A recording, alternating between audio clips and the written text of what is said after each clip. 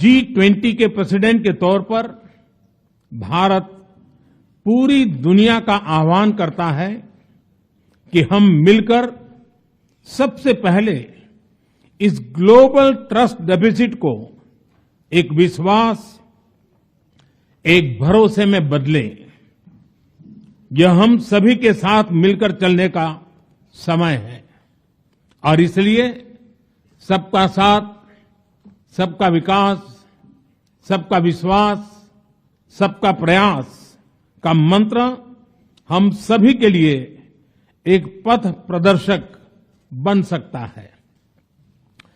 वैश्विक अर्थव्यवस्था में उथल-पुथल हो, नॉर्थ और साउथ का डिवाइड हो, ईस्ट और वेस्ट की दूरी हो, फूड, फ्यूल और फर्टिलाइजर का मैनेजमेंट हो, टेररिज्म और साइबर सिक्योरिटी हो, हेल्थ, एनर्जी और वाटर सिक्योरिटी हो, वर्तमान के साथ ही आने वाली पीढ़ियों के लिए हमें इन चुनौतियों के ठोस समाधान की तरफ बढ़ना ही होगा।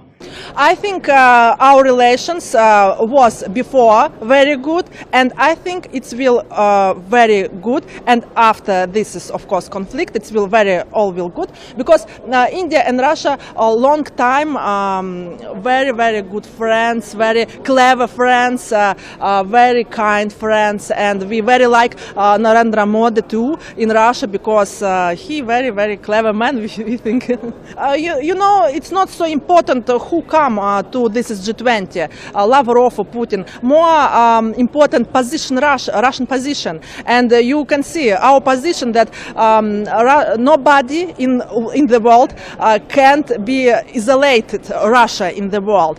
And now we build a new order without hegemony dollars, without hegemony USA. We will have new currency, and I think it's very important things for all world, and for India too, of course. Of course, the rail connection project is yet to be announced. The information we are hearing is it might be announced at the end of the visit or at the end of the G20 summit.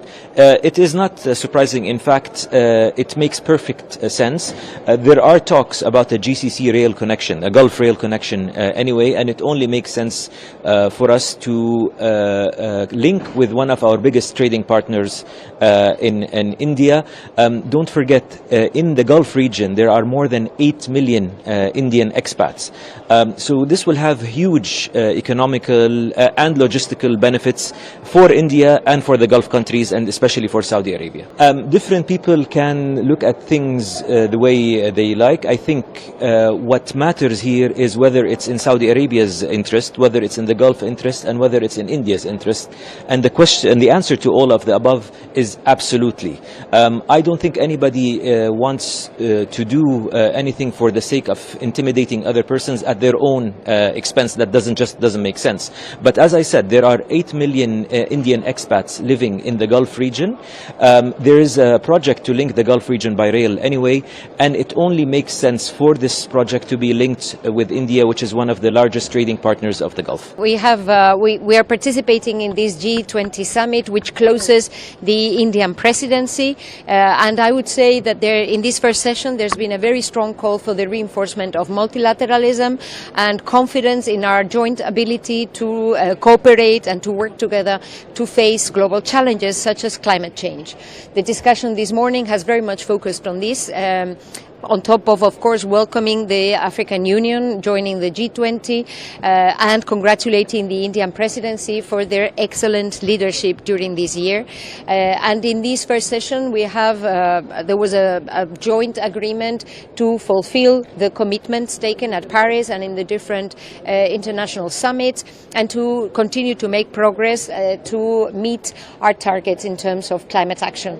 There was a joint commitment to contribute to the upcoming COP28 meeting, and to deliver on our environmental and financial commitments in order to ensure that we effectively meet the targets that I hope will be set in the communiqué tomorrow, to treble the deployment of renewables throughout the world, and to reach in 2025 the peak of CO2 emission and pursue thus the path towards decarbonization of our economies. जैसे आपने joint statement में देखा, America और भारत में बहुत बड़े पैमाने पर सहयोग कर रहे हैं, जिनमें से क्रिटिकल इमर्जिंग टेक्नोलॉजीज है, इंफॉर्मेशन कम्युनिकेशंस टेक्नोलॉजी है. हमने कुछ ऐलान किया जो इंडियन इलेक्ट्रॉनिक व्हीकल ट्रांजिशन के बारे में. हमारे DFC की तरफ से $8 बिलियन दे देंगे और इंडियन सरकार भी अपनी तरफ से इतना ही पैसे दे देंगे. हम स्टूडेंट मोबिलिटी के बारे में अलग अलग पार्टनरशिप्स अनाउंस किया जिसके तहत अमेरिका और इंडियन एकेडेमिया एक साथ भी तावन कर सकते हैं. Well, we're quite delighted at the leadership demonstrated by Prime Minister Modi and demonstrated by the Indian government during its presidency of the G20. Prime Minister Modi has sought to focus this summit to opening up space for the global south, to ensuring that the voices of many smaller developing economic countries that were often excluded from these forums are included and that they are heard. And so we are delighted at the development of the EU included as the member of the G20, and we are grateful to India's leadership in this regard. India always spoke about being the voice of the global south. This claim has been made in G20 this time itself. How do you rate that, sir? Well, it has always been important, and maybe put it this way, it was always a myth that you will have such forums for international economic cooperation running with the exclusion of large parts of the world. Now we are moving towards a direction that includes those parts of the world that were excluded. We share a lot of common challenges, particularly with respect to climate change. And those issues cannot be resolved through, exclusive approaches. They have to be inclusive. They have to include those affected and those that bear the most responsibility in guiding the world through these challenges. How big it would be for the South African continent, South Africa and the African continent? Sorry, just repeat your question. How big it would be, sir, for the African continent with the inclusion in the G20? Sir? Oh, it's very important, as I said. It's an important development to have the African continent included in such forums and processes, and we see it as an important step that signals more reform processes that we would like to see with respect to the United Nations Security Council, with respect to your global multilateral financial institutions. And especially thank you, Narendra and Joel, for convening this event here. I think it is very important to remember that we launched the Partnership for Global Infrastructure and Investment last year. And since then, PGII contributes to closing the global investment gap for quality infrastructure. As Emmanuel Macron already said, most about this initiative and all the activities we speak about today is already set, so I will not repeat it, just mentioning two questions. The first is we have to be active that these things can happen, and this is for me that we then have to also work on the infrastructure, the institutions that can work on financing, and for this I think it is also important to make the work of the World Bank successful. Germany will contribute an additional €305 million of hybrid capital to the World Bank, and this is one of the aspects which is a side of the activity here. We also try to work with Africa, and the Compact with Africa will convene in Berlin in November, also as a sign of creating infrastructure, developing economy, all the things we are together here. The FSB's report and the IMF's report, FSB is concentrated more on the regulation, and IMF's looked at the macroeconomic implications. So the synthesis paper is something which the G20 membership will go through in detail. There is one more meeting under our presidency for the finance track in Marrakesh. I remember with great sense of responsibility and sorrow the earthquake which has happened very close to Marrakesh. I hope the people of Morocco are in a position to take on, and I was glad to hear the Prime Minister during this session in the morning that India stands with Morocco and we will be ready to do any assistance that the government of Morocco would desire us to do.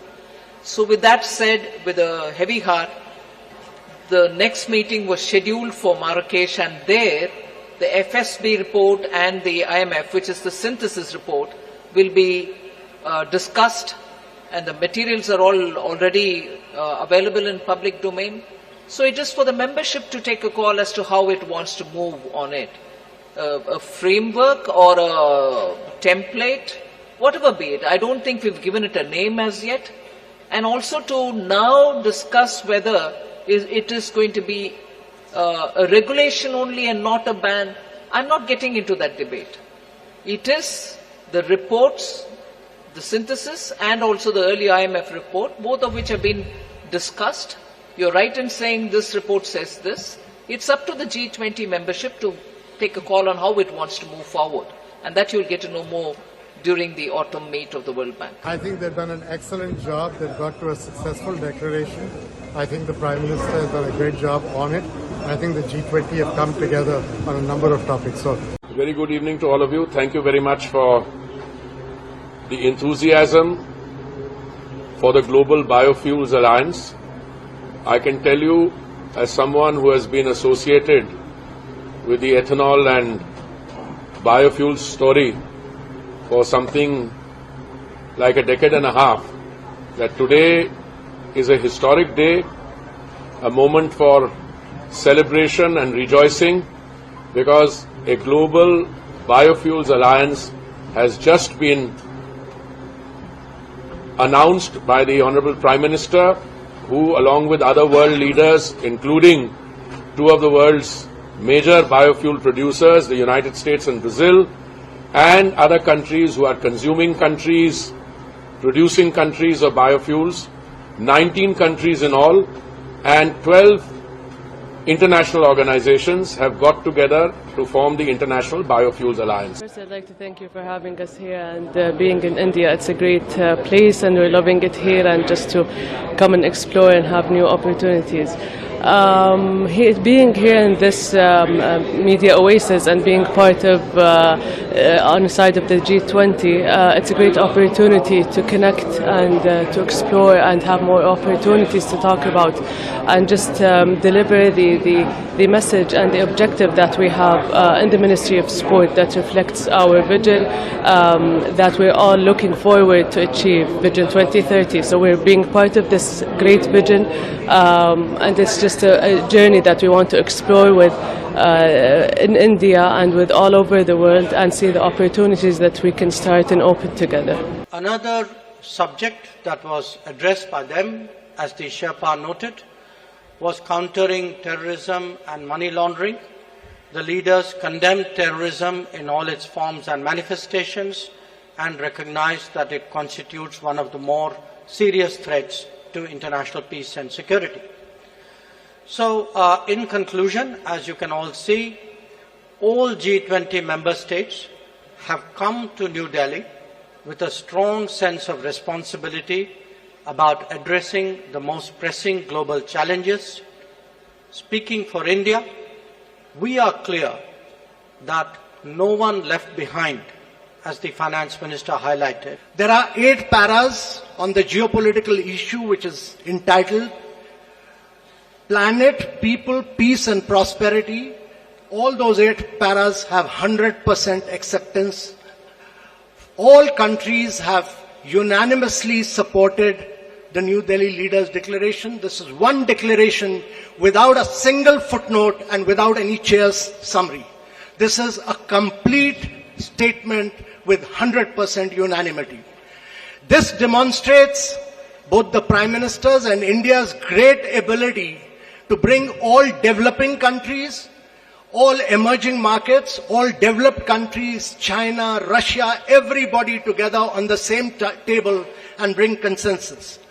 Secondly, this has been the most ambitious presidency in G20's history ever, because the number of outcomes it has, both the outcomes and the annex documents, are about 112, which is more than 2.5 times which has ever been achieved before.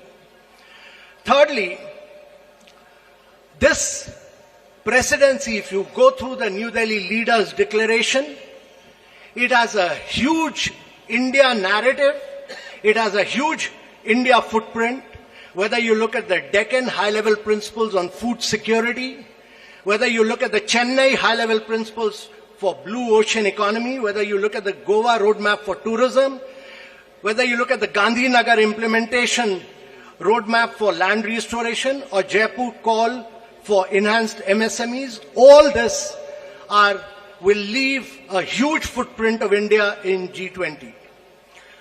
So one of the key achievements to my mind, one is that we've achieved a very major green development pact in today's world of climate action and climate finance. Every single country has come together to focus on green development pact, which has financing, which has focused on global greenhouse gas emission by 43% by 2030, which has a doubling provision of adaptive finance by 2025, which has a global biofuel alliance, which has completely new principles of life for sustainable development, which has ending plastic pollution, which has reducing disaster risk, and a whole lot of other components put together as the Green Development Pact of the leaders of G20 countries for a greener world of tomorrow. Well, thank you, all my colleagues. This is, someone once said in a similar domestic action that was positive, this is a big deal. This is a real big deal. And I want to thank you, Mr. Prime Minister. One Earth, one family, one future. That's the focus of this G20 summit. And in many ways, it's also the focus of this partnership that we're talking about today. Building sustainable, resilient infrastructure, making quality infrastructure investments, and creating a better future. A future that presents greater opportunity, dignity, and prosperity for everyone. Last year, we came together as one to commit to this vision. And this afternoon, I want to highlight the key ways in which the United States and our partners are working to make this a reality. Economic corridors. You're going to hear that phrase more than once, I expect, over the next decade. Economic corridors. As we work to address infrastructure gaps across low and middle-income countries, we need to maximize the impact of our investments. That's why a few months ago I announced that the United States will work with our partners to invest in economic corridors. I'd like to commend the PGII launched by President Biden with the participation of Saudi Arabia in $20 billion. We look forward to the integration of the initiative and the Economic Corridor project, which is announced in this meeting. I would like to thank those who worked with us to reach this founding step to establish this important economic corridor. My best regard to you all. Excellencies, when we launched the Partnership for Global Infrastructure and Investment just over a year ago, we committed to building better infrastructure for better future in low and middle income nations. We committed to cooperate with these nations with an equal, non-predatory approach to create new opportunities and prosperity. Today, the launch of the new economic corridor between India and the Middle East and Europe goes precisely in this direction and is a milestone in strengthening global interconnections. And that is why I want to thank Prime Minister Modi, President Biden, and all the others, Ursula von der Leyen and all the others who made it possible, for it's a very important thing. This will scale up our economy's growth, opening enormous potential for mutual benefit in the business sector. Obviously, Italy is ready to play a decisive role in this process, also through the unique expertise of Italian companies in the maritime and railway sector.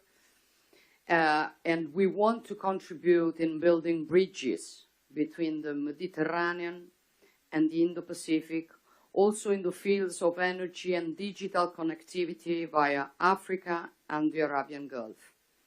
In the energy sector, we can to work in different fields, including the production and transport of green hydrogen from the Middle East to the Mediterranean. We also support the European Commission on the Helmet project, a high-voltage submarine electricity interconnection that will link Italy to Tunisia. We are working to strengthen digital connections critical for innovation and growth between the wider Mediterranean and Asia. Lurama. Raman, named after India's Nobel laureate in physics, Raman, will connect Europe with India and involves major companies such as Google and Team Sparkle. However, we also are aware that there's still too much to be done to narrow the infrastructure gap with low and middle income nations, and this is why we will continue work on the Partnership for Global Infrastructure and investment during the Italian G7 presidency next year. Thank you. I would now request Honorable Prime Minister of India to press the light globe placed in the lectern before him and launch the Global Biofuel Alliance.